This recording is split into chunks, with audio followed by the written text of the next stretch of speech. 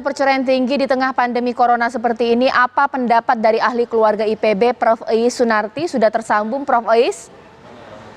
Ya, halo.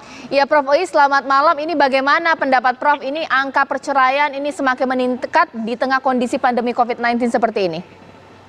Ya, jadi memang sebelumnya pun angka perceraian sudah meningkat, semakin meningkat. Gitu ya, 1.170-an per hari, 49 sampai 50 per jam. Dan ini meningkat sekitar 20% dari sejak 2 tahun yang lalu. Nah, di tengah pandemi diisukan ini meningkat, tapi saya sebetulnya ingin dapat data perbandingan ya. Jadi khawatirnya bahwa sebetulnya ini karena ada penumpukan di dalam pendaftaran sehingga memang terkesan seperti itu.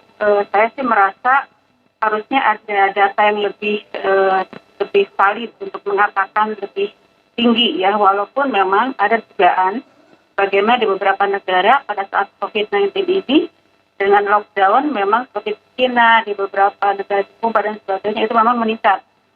Nah, sampai bulan kedua pandemi itu masih belum kelihatan sebetulnya data ini, bahkan justru pada saat bulan kedua, bulan pertama itu interaksi suami istri justru semakin meningkat, semakin baik karena mungkin kekhawatiran meninggal, kekhawatiran ditinggalkan pasangan itu semakin baik. Tapi memang ada dugaan dengan ekonomi yang semakin bermasalah, terutama PHK yang semakin tinggi, memang memungkinkan itu sebagai trigger dari perceraian. Ya, Prof. Jadi, ya halo. Berarti Prof, kalau kondisi pandemi corona ini masih belum tahu kapan akhirnya, itu artinya bahwa ini bisa akan semakin meningkat lagi sampai akhir tahun? Peluangnya semakin meningkat kalau memang persoalan ekonomi menjadi faktor utama gitu ya. Nah, jadi memang hasil penelitian pada saat bulan pertama dan bulan kedua itu sekitar 68% dari responden itu hanya memiliki tabungan kurang dari 2 bulan. Sekarang pandemi sudah 6 bulan, belum lagi PHK. Memang persoalan ekonomi akan bermasalah.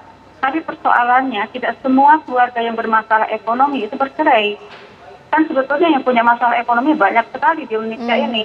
Angka kemiskinan tinggi, yang tidak sejahtera tinggi, tapi tetap tidak semua bercerai. Artinya bahwa faktor ekonomi adalah trigger. Tapi yang menjadi persoalan adalah soal bagaimana mereka kemudian mendapatkan dukungan sosial, kemudian bagaimana mereka mengelola kehidupannya, keterampilan untuk berkeluarga, ini yang menjadi persoalan.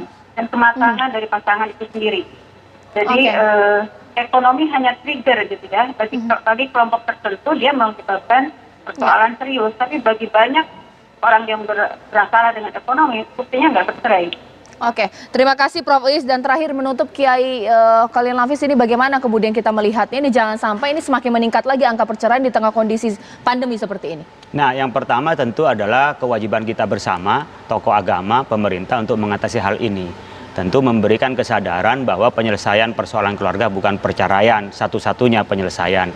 Yang kedua tentu adalah mendorong bagaimana ekonomi keumatan, penguatan ekonomi masyarakat sehingga persoalan ekonomi tidak menjadi beban keluarga sampai terjadi perceraian. Yang ketiga tentu adalah keterbukaan komunikasi antara pasangan itu, suami istri kembali lagi untuk menjaga komitmen, dan apa yang terjadi harus ada tekad bulat untuk diselesaikan bersama, bukan dengan perceraian.